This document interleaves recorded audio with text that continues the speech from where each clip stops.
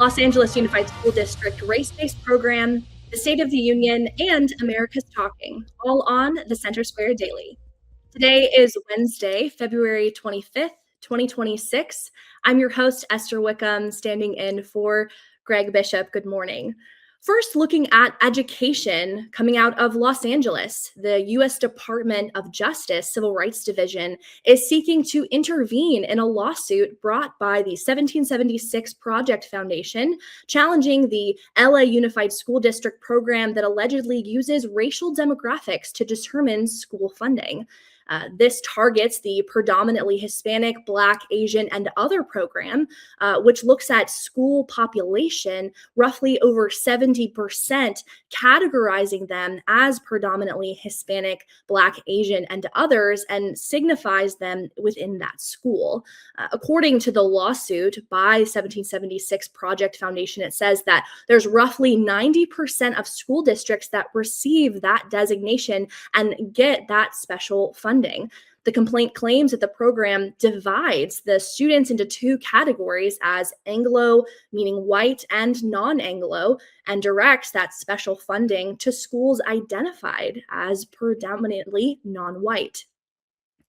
With the DOJ hoping to intervene with this lawsuit, Attorney General Pam Bondi has said in a statement that equal treatment under the Constitution is not optional and must be upheld in educational institutions. The Center Square reached out to Los Angeles Unified School District, and they said they didn't have a comment on this pending litigation, but wanted to emphasize their commitment to ensuring that all students have meaningful access to services and educational opportunities. The lawsuit asks the court to ensure access to educational opportunities regardless of race, color, or national origin. The DOJ is requesting this intervention, and it is still pending before the court. So we'll see how the court responds and whether the Los Angeles Unified School District will have to change course with this program. Now looking over at last night, President Donald Trump delivered the 2026 State of the Union address. We have with us here today the Center Square's DC Bureau Chief, Sarah Roderick-Fitch. She joins us to share her reaction to President Trump's State of the Union. Sarah, thanks so much for joining us today. Thank you for having me. Yeah, so in this address, we saw President Trump cover a wide array of topics, going from the economy, immigration, AI, insider trading, as your story reports, calling Democrats, crazy, aiming a lot of things at Democrats for allowing, as he says, open borders, high inflation, skyrocketing healthcare costs, and at some point calling out SCOTUS for their decision on tariffs. Tell us a little bit more about this and the environment that you saw in the room last night. It was quite the show. As President Trump is, he is quite the showman. As you know, I've been in the room with him quite a bit to see some of this. So he did break the record for the longest State of the Union address in history, which is really actually no surprise. I was thinking it was probably going to be going over 2 hours. But yeah, he covered a lot of ground. About actually over a month ago when he actually addressed us in the press briefing room on the anniversary of his inauguration. And he went through about 31 pages of all of his accomplishments in this past year. So he had quite a bit of ground, like I said, to cover. It was an interesting time. There were about over 70 Democrats who boycotted the event last night. They were in they were either other events or they just didn't show up. And then there was quite the scene going on inside as well. But the president certainly knows how to, he knew how to play it up. At one point, it was an interesting moment. He sort of brought out the USA Olympic gold medalist team, the hockey team. They came out. He just said, "Hey, come on out." And it was a big moment, big scene for them to come out. They got a lot of applause. A lot of Democrats sat down. But yeah, the president, he definitely wanted to cover, he needed to hit on economics. As the Democrats, as we're coming into this midterm year, the Democrats are pushing affordability as one of their top issues. So he hit on that. Also, one of his big things is immigration. And he hit home with that.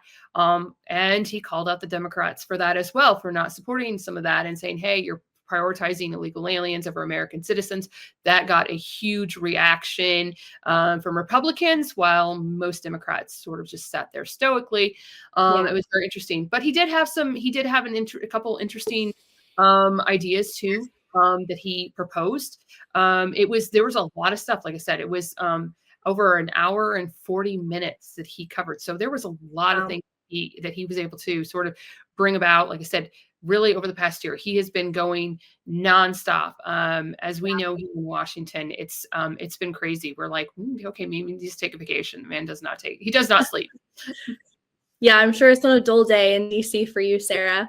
Like you said, he talked a lot about different things, but I think for our audience, we want to focus on, the taxpayer angle, what is impacting our audience, specifically around the country. First, he highlights that this is the golden age of America. He said we're back a bit bigger and better than ever, and I think Trump's obviously, like you said, going to talk for a long time on all the great accomplishments that he pointed out. We have a couple clips that I would love your reaction from. He proposed giving private sector workers across, access to federal style retirement plans with this $1,000 match, because as he says, these are, forgotten Americans. So here's Trump announcing that. Yet half of all of working Americans still do not have access to a retirement plan with matching contributions from an employer. To remedy this gross disparity, I'm announcing that next year my administration will give these often forgotten American workers, great people, the people that built our country, access to the same type of retirement plan offered to every federal worker. We will match your contribution with up to $1,000 each year. So what are your thoughts on that? It was very interesting. It's sort of similar to his Trump account proposal, which he introduced recently, which is for children basically under the age of 18, and encouraging people to starting out with $1,000. It's started by the Dells, and it is sort of $1,000, and then you can kind of add to it and basically grow wealth. So I think it's probably off that. However, we don't really know many details on that still. I'm sure he's going to, in typical Trump fashion, will be having some sort of big event that will unveil the details of it. But we are not really sure of exactly how that's going to work. Where that, he says $1,000 of funding. Where's that going to come from? He's often talked about, some of the tariff revenue.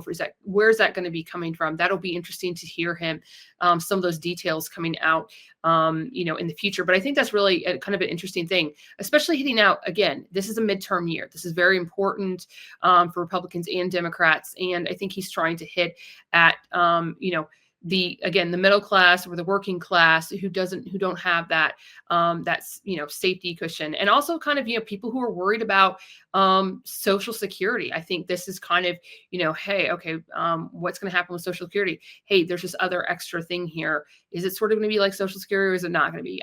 It'll be interesting to see when those details evolve. But we really, like I said, other than him sort of announcing it, we really don't know much more than that. I think it'll be a fascinating thing. But it sounds like it might be, like I said, maybe mirroring some of the Trump accounts. Yeah, and just like you said, the Trump accounts for children, that is not going to be launched until July of this year, hitting the 250th anniversary of our country. And so, it will be interesting to see how that plays out. And I think for the administration, they're excited for that announcement, and so we'll see how that will impact the taxpayer and American citizens. Kind of going along with that idea for cost for American citizens, the president announced that he is requiring AI tech companies to build their own power plants, right, addressing the electricity cost. So, love to get your reaction to this clip of him saying that. Many Americans are also concerned that energy demand from AI data centers could unfairly drive up their electric utility bills. Tonight, I'm pleased to announce that I have negotiated the new Ratepayer Protection Pledge. You know what that is? We're telling the major tech companies that they have the obligation to provide for their own power needs. They can build their own power plants as part of their factory so that no one's prices will go up. And in many cases, prices of electricity will go down for the community, and very substantially down. This is a unique strategy never used in this country before. So I think the big question here is, this is a lot of future seeking, right? Things that they're going to do that might have impact. And President Trump within the State of the Union has talked about stuff that's happened in the past year, right? His statement of inflation going down, gas prices going down, taxes going down, tax on tips from the One Big Beautiful Bill. Sarah, what's your reaction to this? And do you think that this is reaching for the stars, or are we actually going to see some practical return on investment? I think it's a very interesting, very, very interesting thing. And it's especially here in Virginia. Virginia has the most data centers by far than any other state. And this has been an issue for a long time, is energy. And Virginia imports like a mass amount of energy from other states because they just don't have enough energy.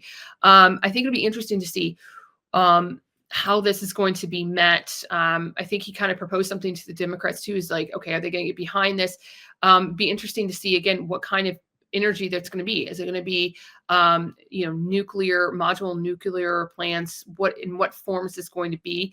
But I think this is going to resonate with a lot of people because this has been a concern, not just Republicans and Democrats. Again, here in Virginia, just as an example, it's sort of a bipartisan issue for taxpayers, is that there is a lot of concern about these, about the impact of these data centers, not just in order of environmentally, but also, their water and then power usage, and obviously having to come from the same pool as everybody else. So it causes, hey, it's warning. We've been seeing warnings. It's going to be skyrocketing cost here in Virginia for energy.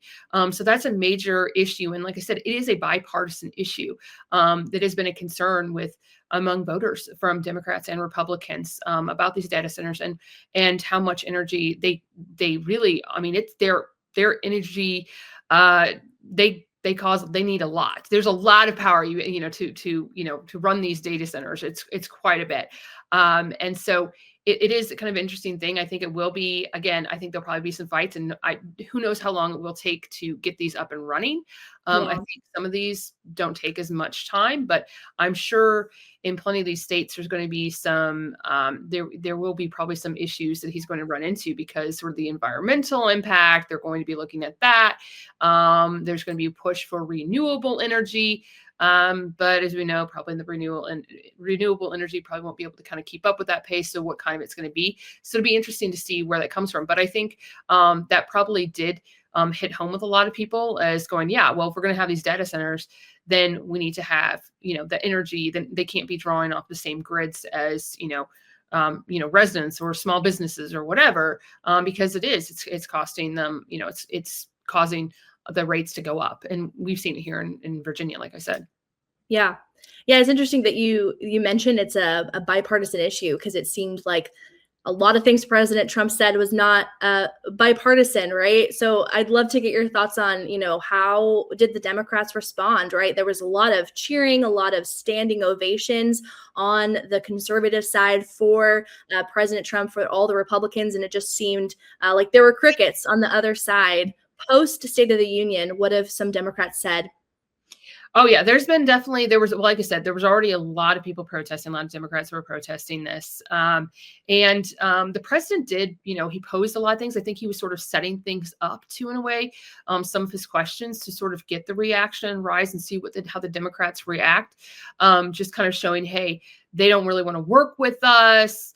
And I think he was definitely, there was that one point where he was talking about the citizens, about, do you stand with American citizens over illegal aliens? And a lot of Democrats just sort of sat there while the Republicans, it drew a huge reaction from Republicans of standing, a long applause, and the president saying, hey, shame on you. So the president was definitely trying to get things. And I think, again, this is sort of setting this up.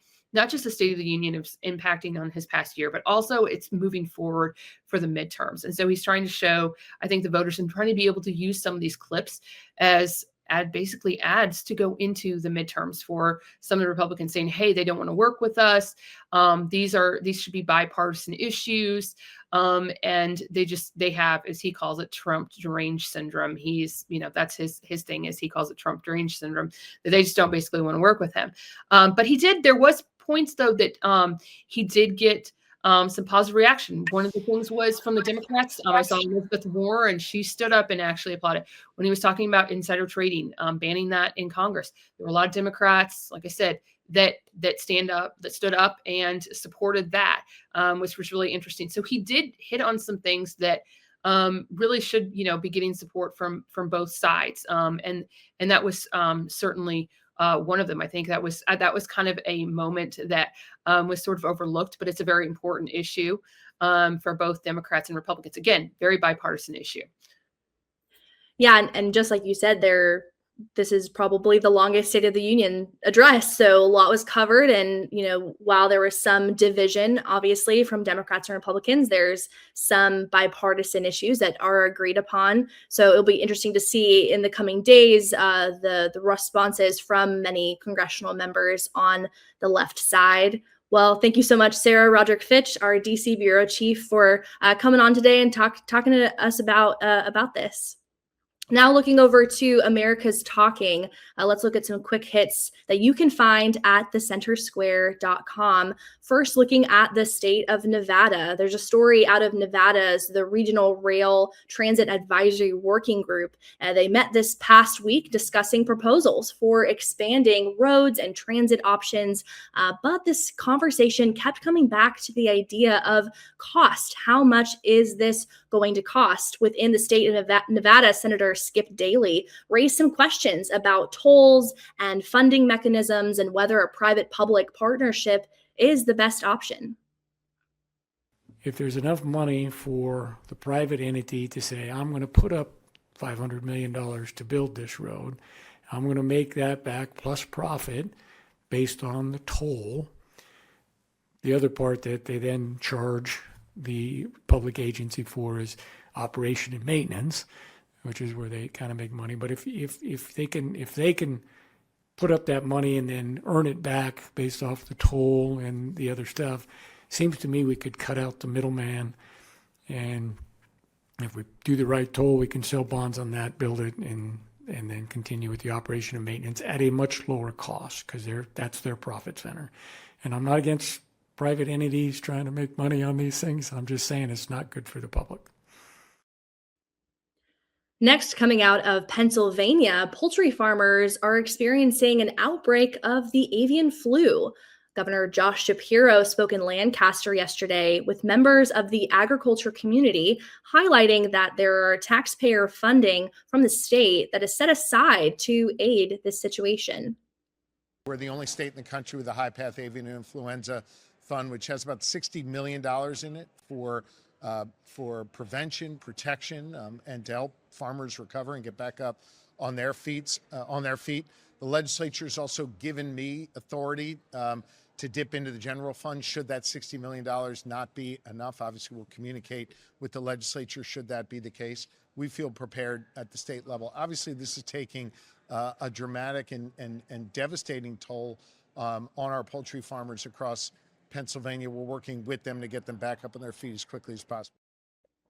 Finally, coming out of the state of Wisconsin, there was an informational meeting held by the Senate Special Committee on Oversight of the Department of Justice, hearing from a number of witnesses, including Evan Umpire. He's the Director of Tax, Transportation, and Legal Affairs for Wisconsin Manufacturers and Commerce.